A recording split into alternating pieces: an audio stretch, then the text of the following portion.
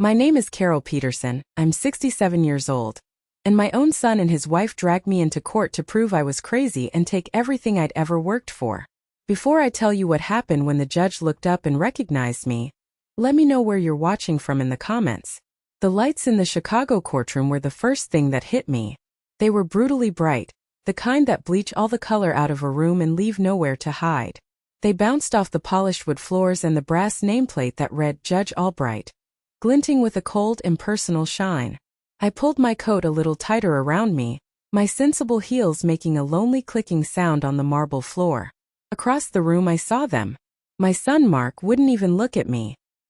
He was busy adjusting his tie, a ridiculously expensive silk one I knew he couldn't afford on his own salary. He stared at the floor, at the ceiling, anywhere but at the woman who had raised him. But Tiffany, his wife, was staring right at me. She leaned over to Mark and whispered something behind a perfectly manicured hand, and a cruel little smirk played on her lips. She looked me up and down, her eyes lingering on my simple dress and the lines on my face, and I could practically hear her thoughts. Look at the confused old woman. This will be easy. My hands were clenched so tight in my lap that my knuckles were white. I forced myself to breathe in and out, just like my late husband David had taught me to do when the pressure was on. The bailiff's voice droned on, a meaningless sound in the background.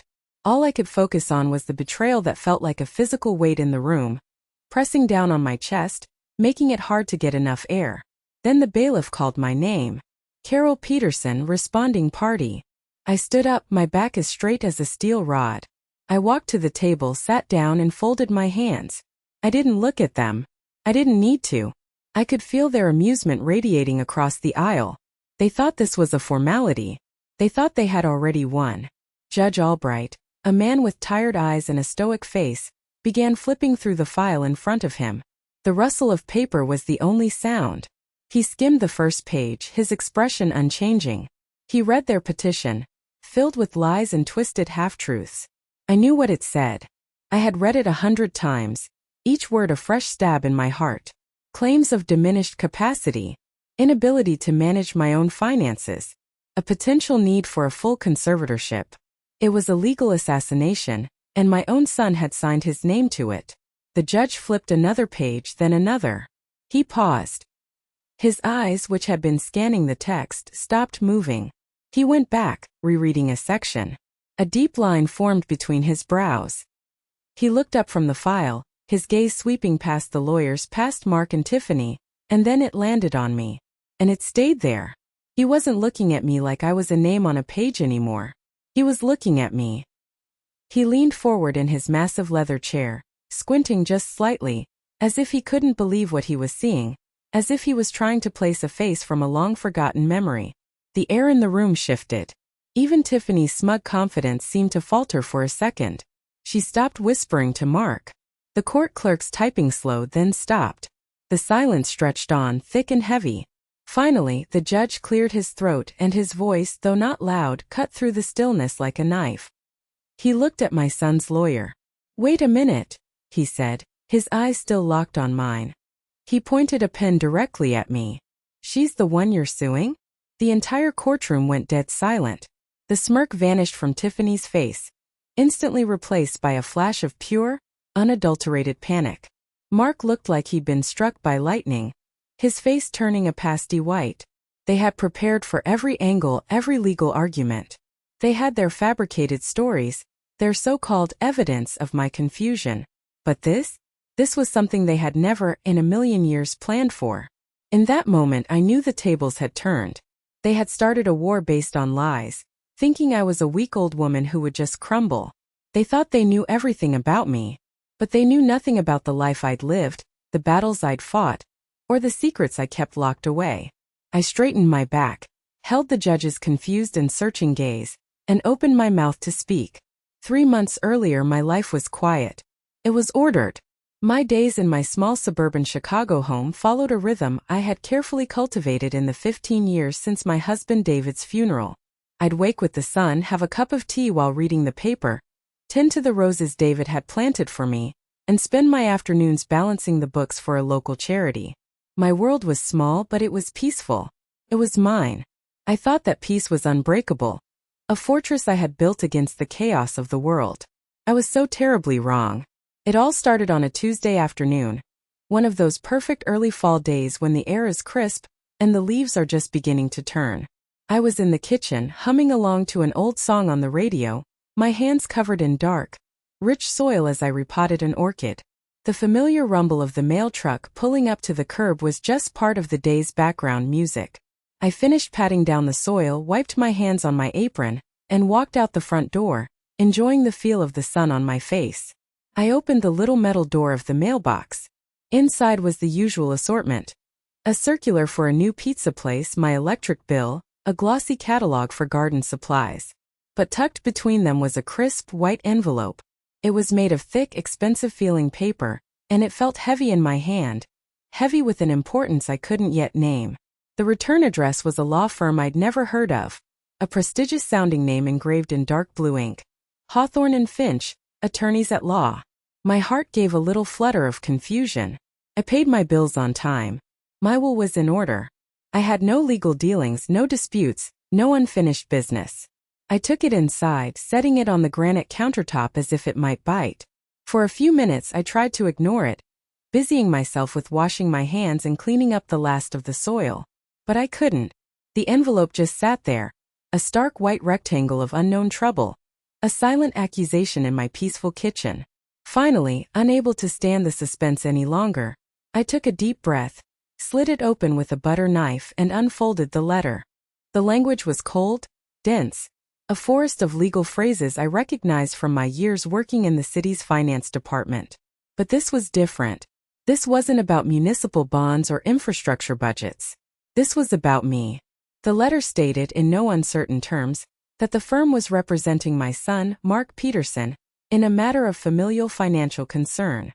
My eyes scanned the page, my brain struggling to connect the cold, formal words to the boy I had raised. They were requesting, no, demanding complete access to all my financial records. My tax returns going back 10 years. My bank statements. My modest investment portfolio. Even the detailed documents of the trust David and I had set up for our inheritance decades ago. The one meant to provide for Mark long after I was gone. Then I got to the final devastating paragraph. Our client, it read, has expressed significant concerns regarding your ongoing ability to manage your financial responsibilities and make sound decisions for the preservation of your estate. I had to read it 3 times before the meaning truly sank in. A bitter, disbelieving laugh escaped my lips, a harsh sound in my quiet kitchen. My ability? I was the one who had sat with Mark at this very table, teaching him how to balance a checkbook when he was a teenager. I was the one who had meticulously managed the college fund that saw him graduate from the University of Illinois without a single penny of student loan debt. This had to be a mistake. A horrible, bureaucratic mix-up. My first instinct was to grab the phone and call Mark, to hear him laugh it off and tell me his name had been used in some kind of scam. But my hand hovered over the receiver. A cold knot of dread was forming deep in my stomach, a primal instinct telling me something was terribly wrong. Instead, I dialed Brenda. She'd been my rock for 40 years, my confidant through everything from potty training to menopause. If anyone could make sense of this, it was Brenda. Brenda, you're not going to believe the letter I just got. I started, trying to keep my voice light, casual. I read it to her word for word. I expected her to gasp, to explode with the same outrage I felt. But the other end of the line was silent. Not a short pause, but a long, heavy silence, filled with something I couldn't decipher. Brenda, I said, the knot in my stomach tightening into a cold, hard fist. Are you there? I'm here, Carol, she said finally, but her voice was strange, distant, hesitant. I could hear the unease in her tone. Listen, I didn't want to worry you, but Tiffany called me a few weeks ago. My blood ran cold. Tiffany? What on earth did she call you about? Another agonizing pause. I could hear her take a shaky breath, as if steeling herself to deliver bad news. She was asking if I'd noticed anything off with you lately. She said she was worried. She said you seemed forgetful. She even said you'd completely missed a lunch date we were supposed to have last Tuesday. I gripped the phone tighter. My mind raced. We hadn't made plans for last Tuesday. It was a complete and utter lie. A fabrication designed to sound plausible, to plant a seed of doubt. What did you tell her, Brenda? I whispered, my voice barely audible, afraid of the answer. I told her you were perfectly fine, of course, she said, a little too quickly, a little too defensively. I told her she must be mistaken. But Carol, I have to be honest, she sounded so convincing, so deeply concerned. She mentioned you'd sent Mark a birthday check twice in the same week, and that you'd left him a voicemail where you seemed confused about what day it was. The lies were so specific, so insidious. They weren't grand accusations. They were small, slippery falsehoods designed to create a pattern. It felt like the floor had dropped out from under me. This wasn't a mistake. This wasn't a misunderstanding. This was a calculated, cold-blooded campaign. And they had started by trying to poison my oldest, most trusted friendship. They were building a narrative brick by insidious brick, and the foundation of that narrative was that I was losing my mind. I hung up the phone, my hand trembling. The letter on the counter no longer looked like a mistake. It looked like a declaration of war. A week later, the second letter came. This one didn't bother with polite legal language. It mentioned patterns of erratic behavior and the urgent need for a medical evaluation to assess cognitive capacity. But the worst part, the part that made me feel truly sick to my stomach, was yet to come. A few days after that second, more aggressive letter arrived, my doorbell rang. It was a Thursday afternoon. I wasn't expecting anyone. A prickle of anxiety ran up my spine. I crept to the door and looked through the peephole. My heart sank like a stone in my chest. It was Tiffany. She was standing on my porch holding a bakery box, a wide, brilliant smile plastered on her face. It was the kind of smile that was all teeth and no warmth, a smile that didn't reach her cold, calculating eyes. Against every screaming instinct in my body, I unlocked the door. To refuse to see her would only feed their narrative that I was paranoid and unstable. "Hi, Mom," she chirped, the word mom now sounding like a grotesque parody. I was in the neighborhood running errands and thought I'd drop by with some of that apple pie you like from the market. I forced a tight-lipped smile and stepped aside to let her in. The moment she crossed the threshold, my house, my sanctuary, felt contaminated by her presence. The scent of her expensive, cloying perfume filled the air. She walked into my living room with the easy confidence of an owner, her eyes scanning everything, judging my worn but comfortable furniture, the photos of David and a young Mark on the mantelpiece. She placed the pie on the coffee table and sat down on the sofa, patting the cushion next to her in a clear invitation. I remained standing by the doorway, my arms crossed over my chest. "You look tired, Carol," she said, her voice dripping with a thick, syrupy concern that made my skin crawl. "Are you getting enough sleep? You know, stress can be so hard on the body at your age." "I'm fine, Tiffany," I said, my voice clipped and cold. I wasn't going to play her game. Just then, Mittens, my 15-year-old Persian cat, stirred from his nap in his favorite armchair by the window. He was a fluffy, grumpy ball of fur, the last living gift from David, a constant, comforting presence in my quiet house. He blinked his big, emerald-green eyes at Tiffany, who he had never liked, and let out a soft, questioning meow. Tiffany's gaze shifted to him, and her practiced smile tightened at the edges. "You know," she began, her tone changing, becoming even sweeter, more condescending. "Mark and I were talking the other day, and frankly, we're a little worried about Mittens." "Worried about what?" I asked, my defenses going up like a fortress wall. "He's perfectly healthy." "Oh, I know," she said, waving a dismissive hand. "But he's getting on in years, isn't he? And taking care of an elderly animal, well, it's a lot of work. A lot of responsibility. Can be overwhelming.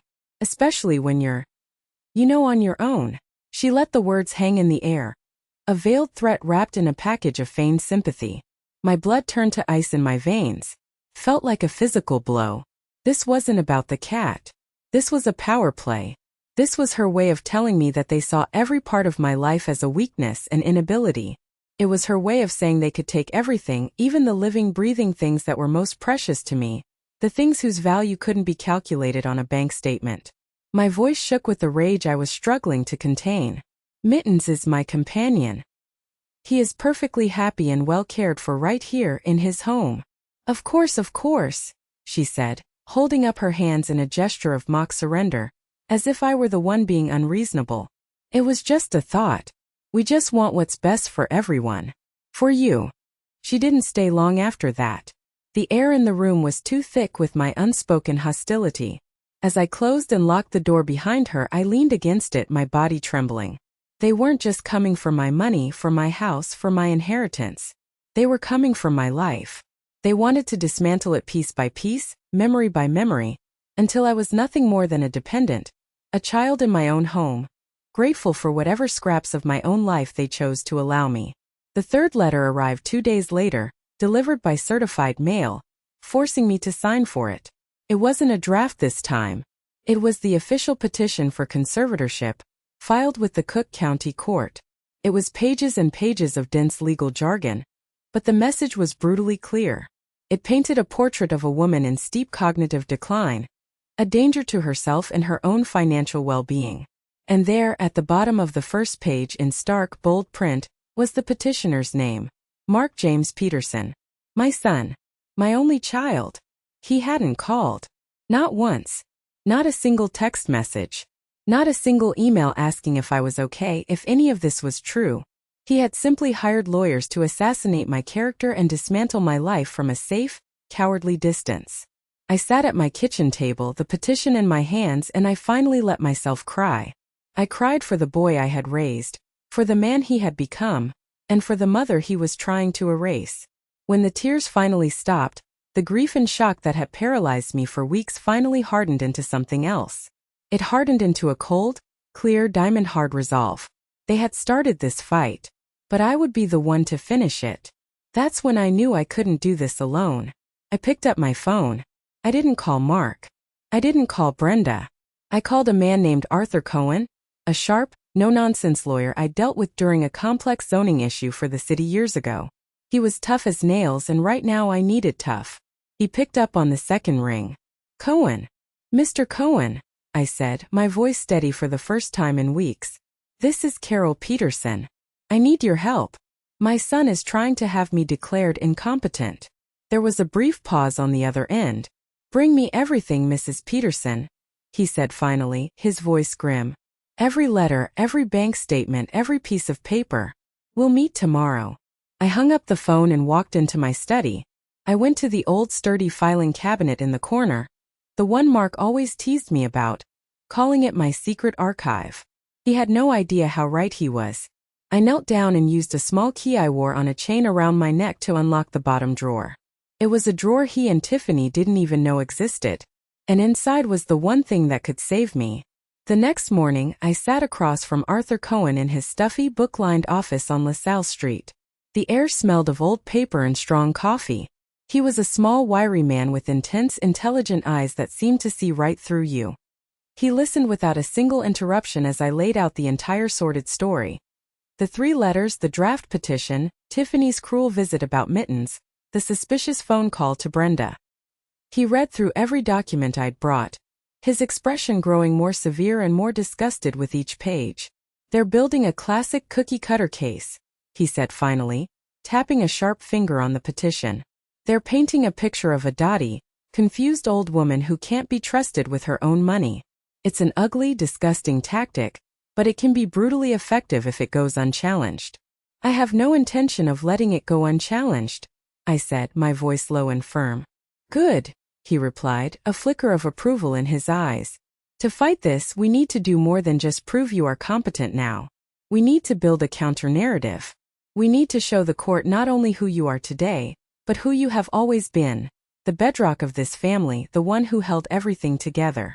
We need to tell your story, Carol. All of it. And so, I told him. My voice was quiet at first, then grew stronger as the memories came flooding back. I told him about the day the 2 police officers came to our door, their faces grim, their hats in their hands. The day my world ended.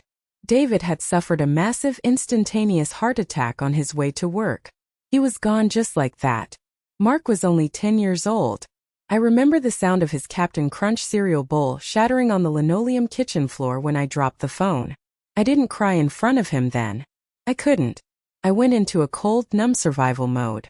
I had to be strong for both of us. That week, I started making the hard decisions. I sold David's car, a classic 1968 Ford Mustang. He had lovingly restored himself.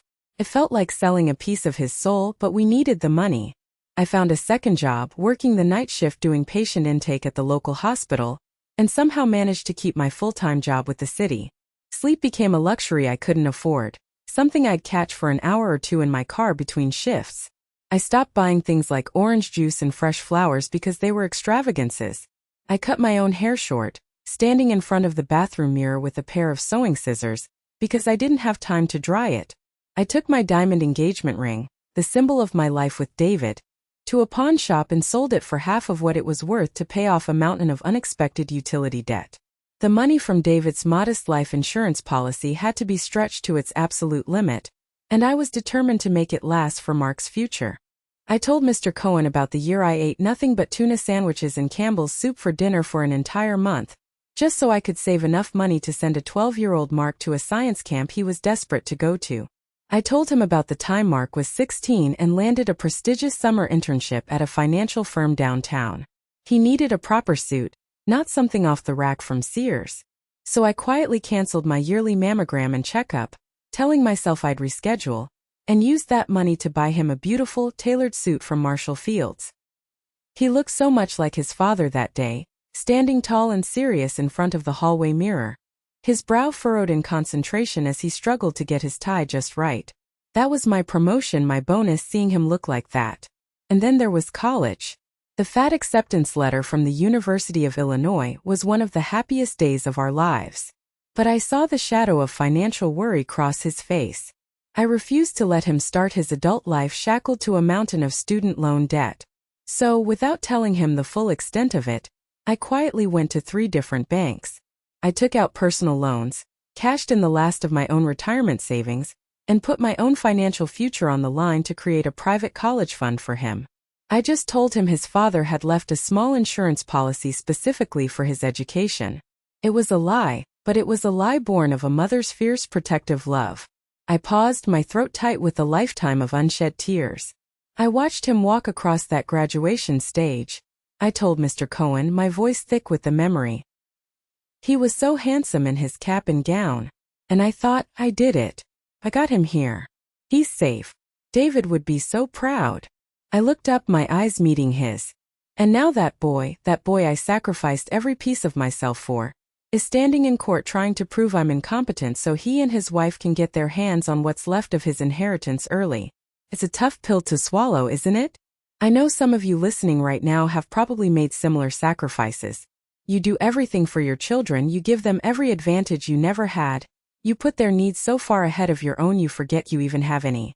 And you never for a second think that one day, you'll have to use those sacrifices as evidence in a court of law just to defend your own name. Finally, I reached into my worn leather briefcase and pulled out the last item. It was a simple navy blue ledger, the kind accountants used before everything went digital. Its cover was worn thin at the edges, the spine softened from years of use.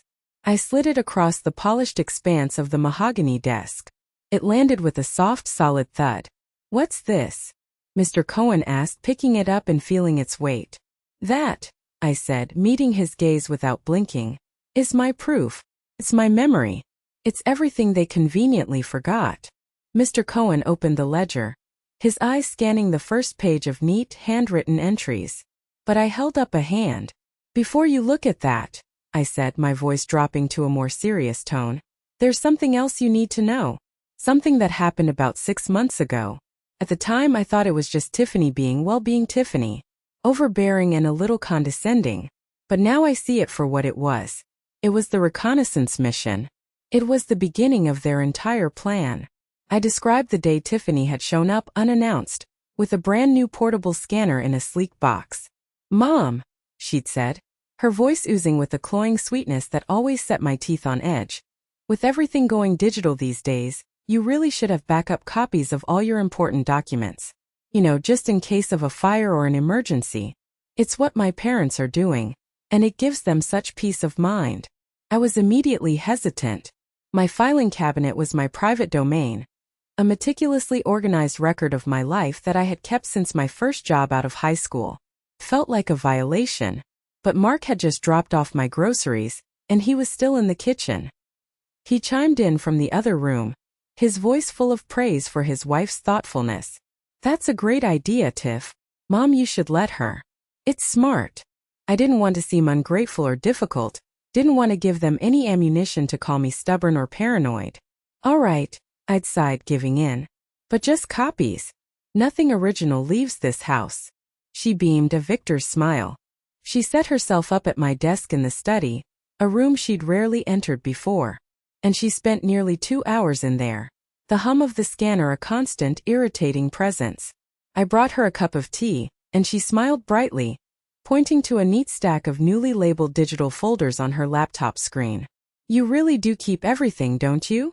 She'd said, and I couldn't tell if it was a compliment or a criticism. When she was done, she packed up her scanner and a small USB flash drive. I've saved everything onto this handy little drive for you, she promised, holding it up. I'll make a copy and mail it to you this week. Of course she never did. About 3 weeks after that visit, I told Mr. Cohen, leaning forward in my chair. I logged into my online banking portal to pay my credit card bill. There was a red flag at the top of the page, a security alert I hadn't set up. It said a new user profile had been added to my account, an account with viewing privileges only. But still, it was a profound violation of my privacy. It felt like a punch to the gut. I immediately changed my password and called the bank's fraud department, my heart hammering against my ribs. The representative was very helpful. He confirmed that an unauthorized profile had indeed been created about 2 weeks prior.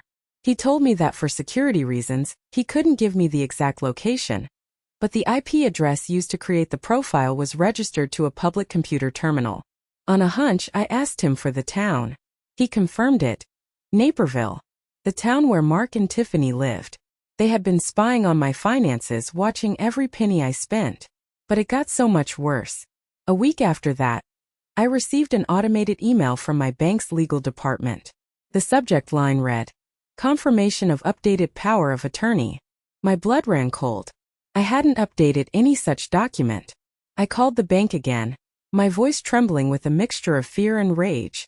The representative was hesitant at first, citing privacy protocols, but when I told her I believed I was a victim of identity theft and fraud, she agreed to email me a scanned copy of the document they had received. When the email arrived, I opened the PDF attachment, and my breath caught in my throat. It was a standard power of attorney form, the kind you can download online. It gave Mark full, irrevocable control over all my assets, my property, and my medical decisions in the event of my incapacitation. It had my name, my address, my date of birth. And attached to it on the final page was a clear, high-resolution scan of my Illinois driver's license, front and back. The signature at the bottom looked like mine at first glance. It was a good forgery, I had to admit, but I'm a numbers and details person. I saw the tells. The loop on the C in Carol was too tight, too pinched. The baseline of the P in Peterson slanted upwards ever so slightly, a sign of hesitation. It was a version of my name I had never written. It was a stranger's hand mimicking my own. A cold and calculated act of theft. I sat there in my quiet study, holding the printout, the flimsy paper feeling as heavy as a slab of concrete. And I knew with a sickening, gut-wrenching certainty exactly how they had done it. Tiffany hadn't just been scanning my tax returns and my property deeds that day. While I was in the kitchen, my back turned, making her a cup of Earl Grey tea, she had taken my wallet out of my purse, which I'd foolishly left on the small table in the hallway. She had taken my license. She had committed a felony in my own home, all while smiling and calling me Mom. They were laying the groundwork, Mr. Cohen said, his voice a low, dangerous growl, building their fraudulent paper trail piece by piece, so that when they finally made their move, they thought their story would be airtight. Yes, I said, my voice filled with a cold fury. Tiffany thought she was so clever, so thorough. She thought she had covered all her bases. I leaned in closer, looking him straight in the eye. But she missed something. A very small, very dusty detail in the corner of my study. A detail she never even thought to look for. A detail that saw everything she did that day. Mr. Cohen leaned forward in his chair. His sharp eyes narrowed with an intense curiosity. He steepled his fingers under his chin. What detail, Carol? What did she miss? A few years ago, I began, the memory coming back to me with crystal clarity. We had a string of break-ins in our neighborhood. It was unsettling. People felt violated, unsafe in their own homes. after one of our elderly neighbors down the street was burglarized while he was out walking his dog, David. This was just about a year before he passed. Insisted we install a small home security system. It wasn't anything fancy. No monthly monitoring service or anything like that. Just a couple of motion detectors on the doors and one tiny discreet camera.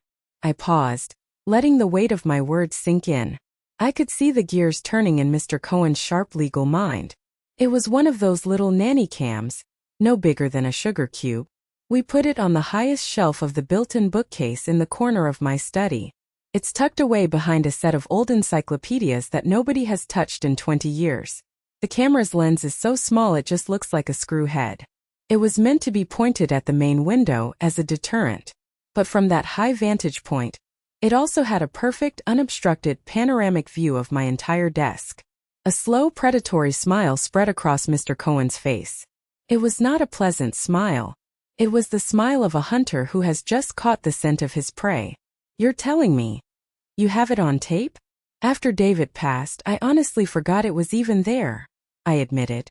The subscription for the online cloud storage lapsed years ago, but the camera itself had a small 32GB SD card in it, set to a loop recording.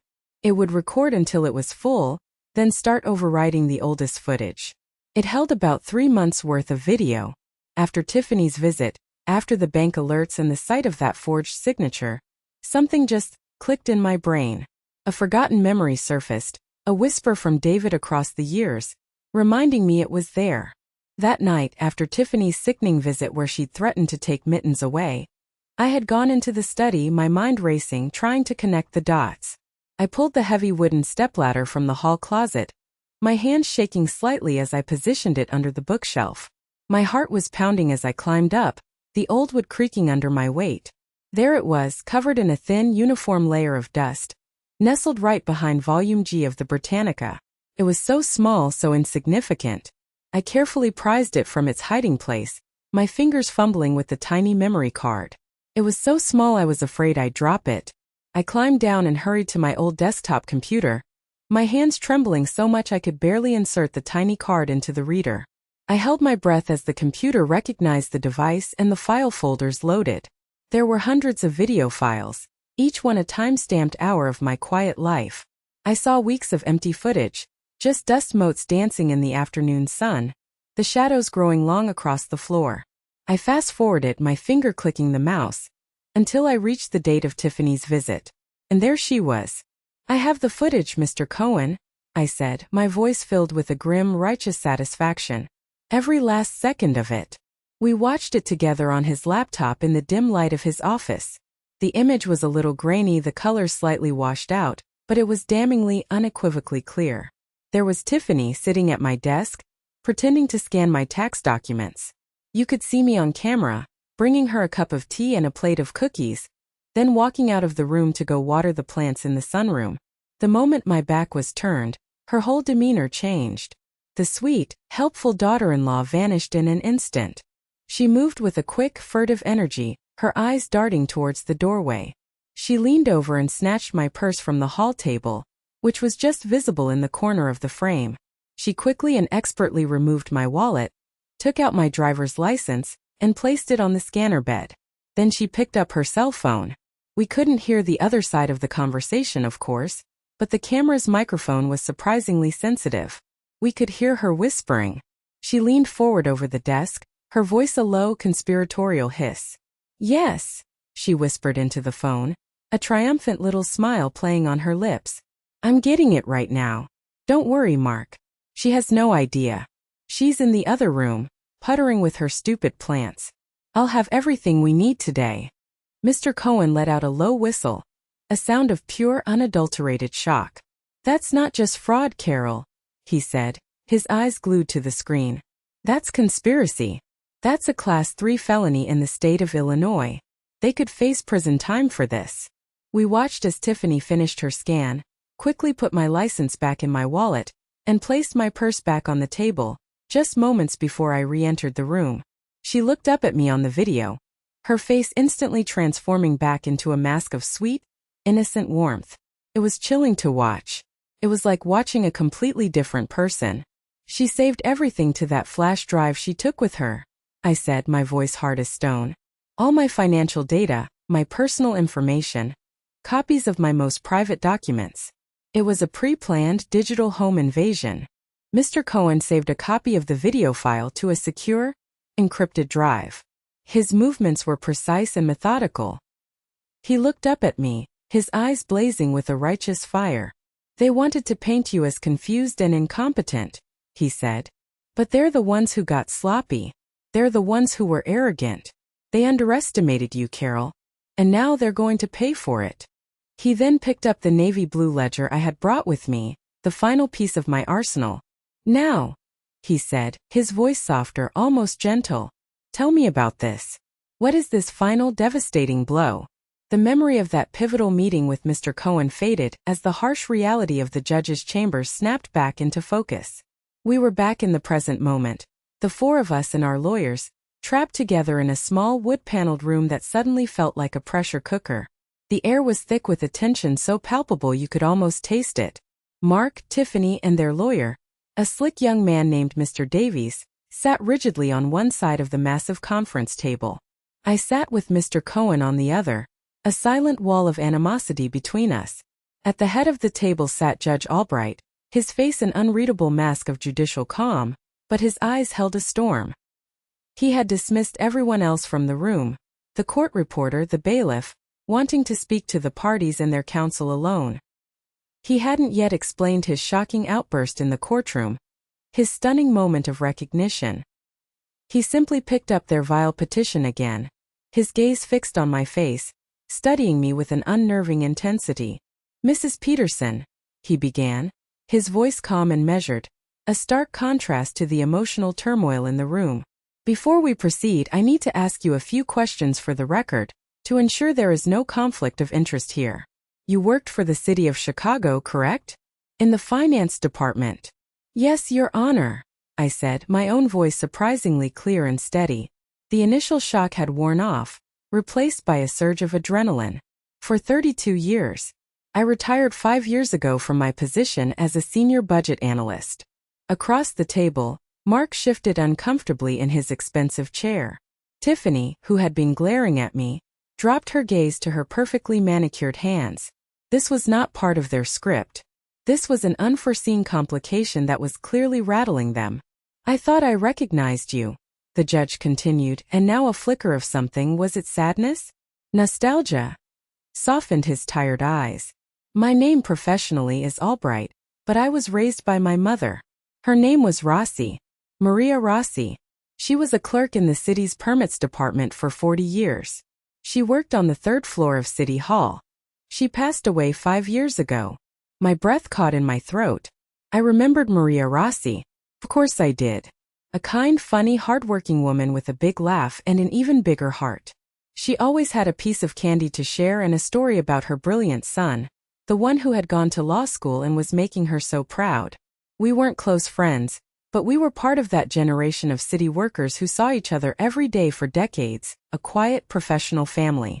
I remember your mother very well, I said, my voice softening with genuine warmth. She was a wonderful woman. She spoke of you often.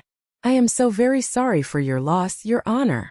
A genuine melancholic smile touched the judge's lips for a brief, unguarded moment. Thank you. She spoke of you as well. She used to say, that Carol Peterson in finance, she's sharp as a tack and honest as the day is long. A real professional. She admired you a great deal, especially after your husband passed. She was a widow too for many years. She understood the struggle of raising a child alone. The room was utterly, profoundly silent. Mr. Davies, their lawyer, looked completely and totally blindsided. His mouth was slightly agape, and he stared at the judge as if he'd just started speaking in a foreign language. Mark's face was a mess of confusion and dawning horror. This personal connection, this unsolicited testament to my character from a source the judge trusted above all others, had just detonated a bomb in the middle of their carefully constructed narrative. Judge Albright's demeanor instantly became all business again. The brief moment of personal connection sealed away. He looked directly at Mr. Davies, his eyes now hard as steel. My personal acquaintance with Mrs. Peterson's sterling reputation does not legally prejudice this case, he said firmly, his words sharp and precise. But it does compel me to scrutinize these shocking allegations with the most extreme care. He tapped the petition with his pen, a sharp, angry sound in the quiet room. What I have before me is a petition to strip a woman with a 32-year, unblemished career in public finance of all her rights. A woman lauded for her integrity. And this petition has been brought by her own son, who now claims she is suddenly and catastrophically incompetent. This file also appears to contain a forged power of attorney and a medical opinion I now find highly suspect. So, counsel, he leaned forward, his voice dropping to a low, dangerous level, I suggest you explain to me right now why this entire case shouldn't be dismissed out of hand and your clients investigated for committing a flagrant fraud upon this court. Mr. Davies swallowed hard, his Adam's apple bobbing. He opened his mouth, then closed it again. He looked at Mark for help, but Mark was just staring blankly at the table, his face ashen. He looked at Tiffany, whose face had become a pale, tight mask of pure, unadulterated fury. That was Mr. Cohen's cue. He had been waiting with the patience of a spider. He didn't raise his voice. He didn't make a grand theatrical speech. He simply reached into his worn leather briefcase. Your Honor, he said, his voice resonating with a quiet, unshakable confidence that filled the room. Perhaps this will clarify the situation for you. He placed a single, sealed manila envelope on the center of the polished mahogany table. It landed with a soft, yet incredibly loud definitive thud. The truth, Mr. Cohen said, his eyes locking with the judge's, is not in their petition. It's in here. Judge Albright looked from the envelope to Mr. Cohen, his expression stern. What is this, counsel? I don't appreciate theatrics in my chambers. With all due respect, Your Honor, this is not theatrics, Mr. Cohen replied, his voice steady and respectful. This is evidence. It's the evidence of a meticulous, premeditated campaign of deception, identity theft, and fraud, perpetrated by the petitioners against their own mother for the sole purpose of accelerating their inheritance. With a precise movement, Mr. Cohen broke the seal on the envelope. He began to lay out the contents on the table, one by one. His movements were not rushed. They were deliberate, each item placed with a quiet finality that filled the small room with a suffocating, unbearable tension. It was like watching a master chess player reveal a checkmate sequence, move by devastating move. First, he laid down the notarized affidavit from my personal physician of 20 years, Dr. Miller. This is a full cognitive and physical evaluation of Mrs. Peterson, conducted at her own request 3 weeks before the petitioner's law firm sent their first letter. It concludes in no uncertain terms that Mrs. Peterson is of sound mind, in excellent health for her age, and is fully capable of managing all her personal and financial affairs independently. He slid the multi-page document across the polished wood to the judge. Next came the printouts from my bank. He laid them out in a neat chronological row. These are the security alerts from Mrs. Peterson's bank, time-stamped, showing the unauthorized creation of a new user profile on her online account. And this, he added, placing another document on top with a crisp rustle, is an official report from the bank's fraud department, including an IP trace, showing the access point for that unauthorized activity was a public computer terminal at the Naperville Public Library, located less than half a mile from the petitioner's residence. He paused, letting the judge absorb the damning information. Tiffany sank lower in her chair, refusing to look at anyone, her face a mask of stone. Mark, however, looked physically ill, a sheen of sweat on his forehead. Then came the centerpiece of their fraud, the forged power of attorney. Mr. Cohen placed it beside a certified copy of my real signature, taken from my passport application filed just a year prior. This is the fraudulent document they submitted to the bank. And this, he said, tapping the second paper, is a preliminary analysis from a certified forensic handwriting expert. It highlights 7 key points of significant deviation between the forgery and Mrs. Peterson's authentic signature, consistent with a practice but ultimately unskilled imitation. The pile of evidence was growing, a physical monument to their lies and deceit. Mr. Davies, their lawyer, was now frantically whispering to Tiffany, who just shook her head violently, Her jaw clenched so tightly a muscle jumped in her cheek. Finally, Mr. Cohen reached back into his briefcase. He pulled out his sleek, silver laptop, opened it, and placed it on the table, angling the screen so only the judge could see it clearly. "And now, Your Honor," he said, his voice dropping to a dramatic, almost conspiratorial level, "for the centerpiece of their deception, the silent witness who saw it all." He clicked a file. The screen flickered to life, showing the grainy but undeniable footage from the hidden camera in my study. We all watched in a thick, choking silence. We saw Tiffany at my desk. We saw me leave the room. We saw her snatch my purse from the hall table. We saw her remove my license and place it on the scanner. And we all heard her treacherous, venomous whisper into the phone, "I'll have everything we need today." When the video ended, Mr. Cohen didn't say a word. He just closed the laptop. The sharp click echoed in the dead silence of the room like a gunshot. Judge Albright leaned back in his chair, his face like a thundercloud. He looked at the mountain of evidence before him. He looked at the pale, sweating, horrified faces of my son and daughter-in-law. For a full, agonizing minute he said nothing. The only sound in the room was the faint, buzzing hum of the fluorescent lights overhead. Finally he looked at Mr. Davies, his voice dangerously quiet, each word laced with ice. "Counsel, I am going to give you one and only one opportunity. You can either withdraw this fraudulent petition right now, this instant, or we can proceed to open court where I will enter every single one of these documents into the official record. I will then personally call the district attorney's office and refer this matter for immediate criminal investigation. The choice is yours. You have 10 seconds. Mr. Davies swallowed hard, his professional composure completely shattered. He looked at his clients, who were frozen in a state of abject shock and terror. He knew the game was over. He knew he was on the verge of being implicated in a serious fraud. But before he could utter the words of surrender, Tiffany did something I never ever expected. Her abject fear suddenly boiled over into a venomous, cornered animal rage. She shot up from her chair, her own chair scraping loudly against the floor, her face contorted into an ugly mask of pure hatred. She pointed a trembling, accusing finger directly at me. "She's lying!" she shrieked, her voice cracking with a hysterical pitch. "She's a manipulative, controlling old woman who has always hated me. She's the one who drove Mark to this. She held that money over his head his entire life, making him feel like a charity case." Tiffany's shriek shattered the tense, professional quiet of the judge's chambers like a pane of glass. It was a raw, ugly sound, filled with desperation and venom. The court reporter, who had been sitting silently in the corner, began typing furiously, capturing every unhinged word.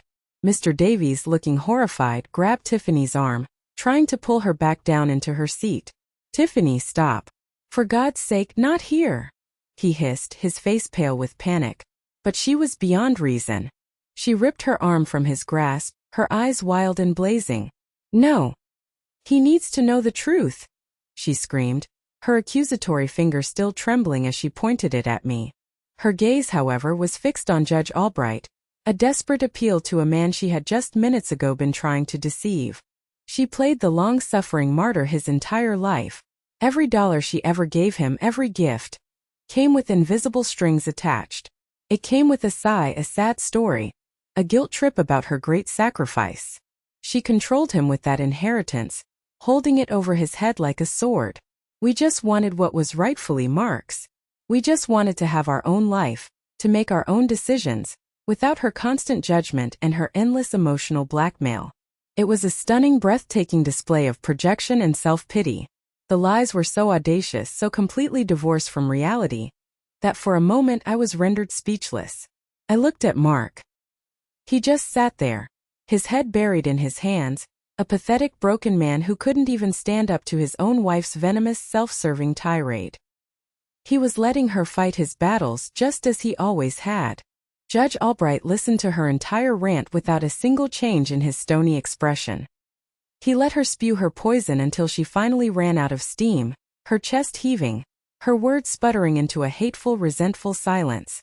When she was finally done, he looked at her with an expression of such profound contempt that even she seemed to shrink back from it.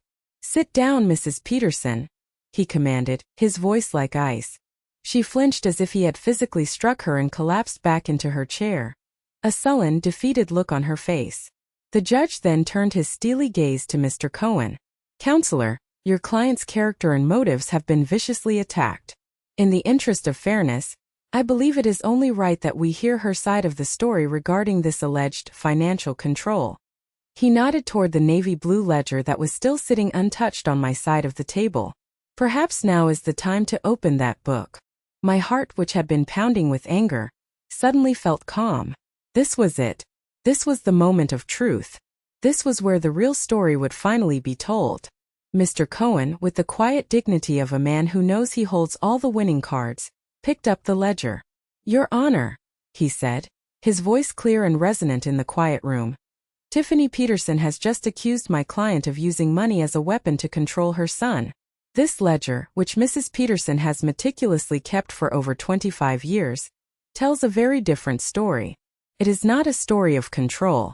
It is a story of quiet, unending, and until this moment, completely unacknowledged sacrifice." He opened the book to a page marked with a small tab. The pages were filled with my neat, precise handwriting, column after column of dates, descriptions, and amounts. "We can start here, Your Honor," Mr. Cohen said, running his finger down a line of text. June 2012. Mark Peterson was laid off from his sales job during a corporate downsizing. He and his wife told no one out of pride. But my client, his mother, knew they were struggling to make their mortgage. This entry shows a wire transfer to their joint checking account for the sum of $27,000. It was to cover their mortgage and bills for 6 months, to give him time to find a new position. There was no loan agreement. There was no repayment schedule. It was a gift. He flipped a few more pages, the soft rustle of the paper the only sound. Or perhaps here. April 2015. The day before they were set to close on their current house in Naperville. A last-minute bank delay with their mortgage paperwork nearly cost them the house and their substantial earnest money deposit. This entry shows an emergency wire transfer for $5,000, sent at 8 a.m., so the closing could proceed without a hitch. Another gift. He continued, his voice calm and relentless, a steady drumbeat of facts that dismantled Tiffany's lies, one by one. Copays for their children's orthodontic braces. A last-minute plane ticket for Tiffany to fly to Florida to see her sick mother. Checks sent on their children's birthdays with a little extra tucked inside. Because my client suspected they were short on rent but knew they were too proud to ever ask. And of course the $30,000 down payment for their first home, which, as my client mentioned, required her to take on a second mortgage on her own paid-off house, putting her own financial security at risk to ensure their promotion in life. He finally came to the most recent entries, his voice taking on an even sharper edge. And this from just last year. A payment of $15,000 made directly to the bursar's office at the University of Illinois. Not for Mark. This was to pay for Tiffany's master's degree program in marketing. He closed the ledger. The soft thud of the cover landing echoed the sound of the judge's gavel. "Your Honor," he concluded, his eyes locking on Tiffany's horrified face. "This is not a record of control.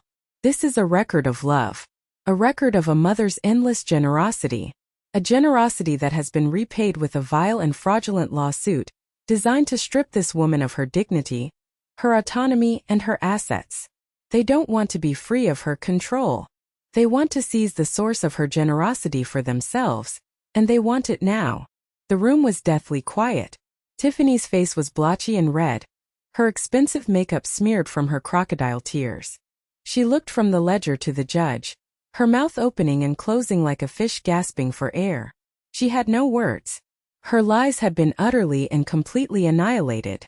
And Mark, he wouldn't look up at all. He just stared at the polished surface of the mahogany table, as if it held the answers to how his life had gone so horribly, irrevocably wrong. He had been exposed not just as a liar and a fraud, but as a weak, grasping, ungrateful freeloader. A man who had been taking from his mother with both hands while his wife was actively plotting to have her declared insane. Judge Albright looked at Mark, his voice devoid of all warmth, all pity. "Mr. Peterson, look at me." Slowly, reluctantly, as if lifting a great weight, Mark raised his head. His eyes were red-rimmed and hollow. Your wife claims your mother is manipulative, the judge said, his voice cold and hard. But the only manipulation I see in this room came from you and your wife. You signed this petition. You lied under oath. You attempted to defraud this court and steal from the woman who gave you everything, including, it seems, your dignity. Do you have anything at all to say for yourself? Mark opened his mouth. A pathetic, choked, strangled sound came out. He looked at me then, for the first time all day, his eyes swimming with a desperate, terrified shame. He didn't look like the arrogant man who had smirked at me in the courtroom. He looked like a little boy who had been caught doing something terrible. He shook his head, unable to speak a single solitary word. Judge Albright didn't need to hear another word. He had seen and heard more than enough. His decision was swift, brutal, and absolute. This petition, he declared, his voice ringing with the full and final authority of the court, is hereby dismissed with prejudice. He let the words hang in the air for a moment, ensuring their weight was felt. With prejudice. That meant they could never ever file such a claim against me again. All claims contained within are found to be without merit, frivolous, and appear to have been brought in exceptionally bad faith. But he wasn't finished. He looked directly at Mark and Tiffany, his eyes like chips of granite, pinning them to their chairs. Furthermore, this court is referring the entirety of this file, including the video evidence, the forensic handwriting analysis, and the financial documents presented in these chambers, to the Cook County District Attorney's Office. I will be making a formal, personal recommendation for an immediate investigation into potential charges of perjury, conspiracy to commit fraud, identity theft, and financial elder abuse. A sharp, strangled gasp escaped Tiffany's lips. She looked as if she'd been physically struck. The color drained from their lawyer's face. Mr. Davies looked like he was about to be physically ill. This had gone from a simple, if distasteful civil matter over an inheritance into a full-blown criminal case. They hadn't just lost their lawsuit. They had walked into a courtroom and potentially ended their entire lives as they knew it. They had flown too close to the sun on wings of greed and lies, and they had just been burned to the ground. This conference is concluded, the judge said, his voice final. He scraped his chair back and stood, a clear signal that we were all to leave. I stood up, my legs feeling steadier and stronger than they had in months. The crushing weight that had been pressing on my shoulders for weeks was finally blessedly gone. Mr. Cohen gave my shoulder a reassuring squeeze. We walked out of the chambers and back into the main courtroom, leaving Mark, Tiffany, and their shell-shocked lawyer behind to contemplate the ruins of their own making. A few minutes later they trickled out, looking like the dazed survivors of a car crash. When Judge Albright returned to the bench, the entire public process took less than 60 seconds. He announced the dismissal for the record, his voice booming through the now silent courtroom. The gavel fell. It didn't make a loud, dramatic crack, but a solid final thud that seemed to absorb all the ugliness, all the lies, all the heartache of the past few months. It was over. I calmly gathered my purse and my coat, my movements unhurried and deliberate. I did not look back at them. Mr. Cohen walked beside me as we headed for the massive double doors at the back of the courtroom. The doors swung open and the muted sounds of the courthouse hallway, phones ringing, people talking, rushed in. "Mom!" The voice behind me was desperate, pleading, thin. It was Mark. I stopped in my tracks but did not turn around. I just stood there, my back to him. He hurried to catch up, stopping a few feet away from me. I could feel his presence behind me, could feel his panic. Tiffany trailed behind him, her face pale and blotchy, her eyes fixed on the marble floor. She looked small and defeated and ugly. "Mom, please," Mark stammered, his voice cracking. Can we talk? Please. I'm so sorry. I never.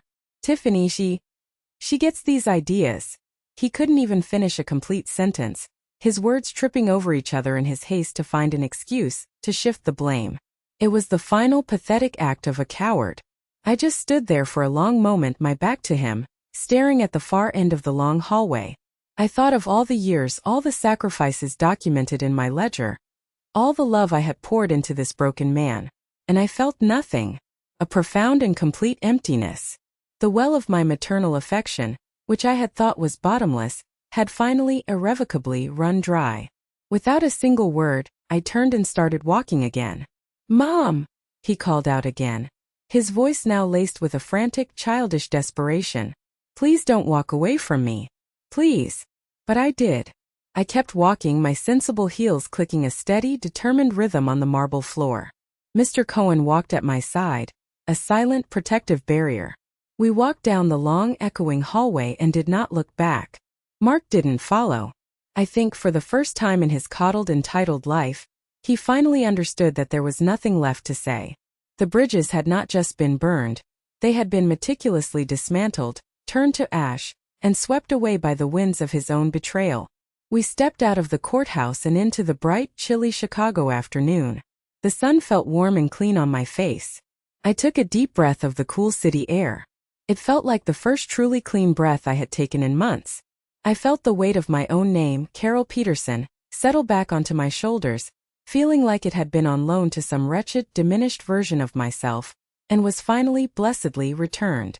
We reached Mr. Cohen's car, parked right out front. He opened the passenger door for me. "Where to, Carol?" he asked gently as he got into the driver's seat and started the engine.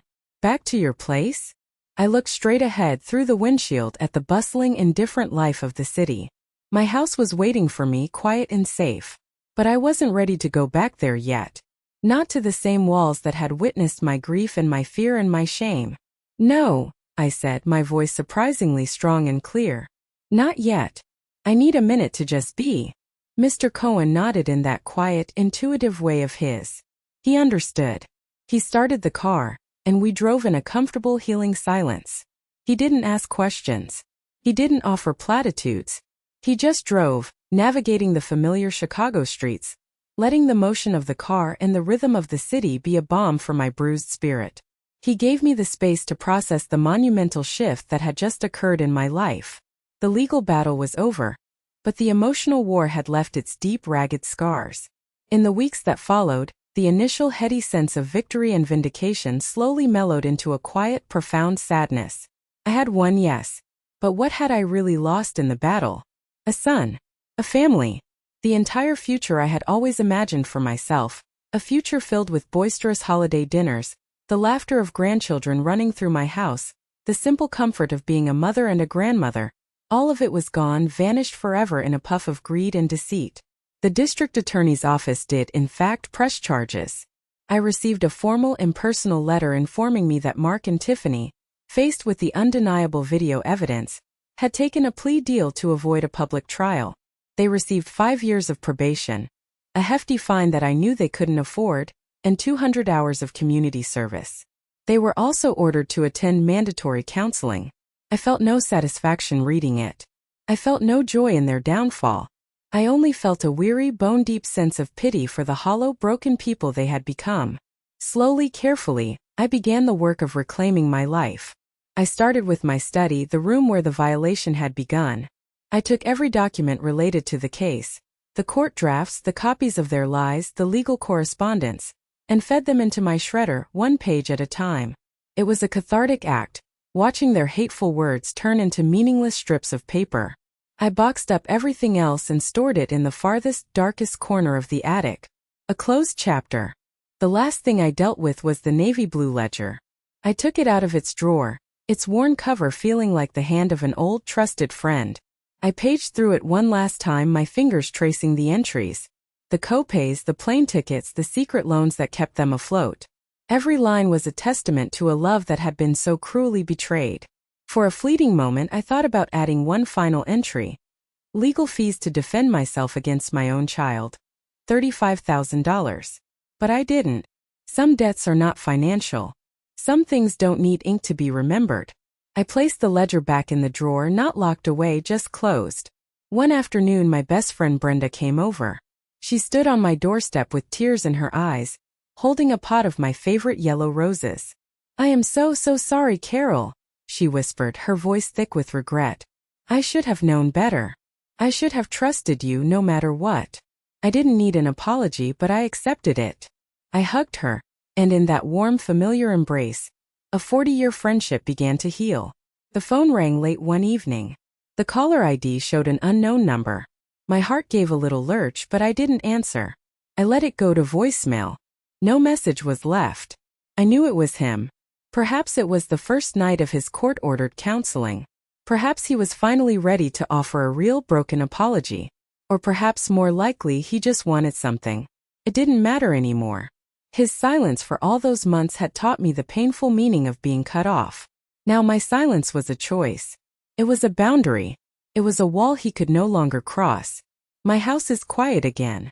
As I tell you this story, Mittens is purring on my lap, a warm, vibrating comfort against the backdrop of the quiet evening. But it's a different kind of quiet now. It's not the hollow, ringing silence of loneliness and fear that haunted me for months. It's the solid, peaceful silence of a life that is wholly, completely my own. A life that I have earned and defended. It's the quiet of knowing that I am strong enough to stand on my own 2 feet, just as I always have. Thank you for listening to my story. It wasn't easy to share, but I felt it was important. For so many of us, especially as we get older, there's a deep-seated fear that our voices won't be heard, that our experiences can be easily dismissed or rewritten by others. Have you ever had to fight to be seen and heard by the very people who were supposed to love and protect you the most? Please share your story in the comments below. Reading them, knowing we are not alone in our struggles, helps all of us feel a little bit stronger.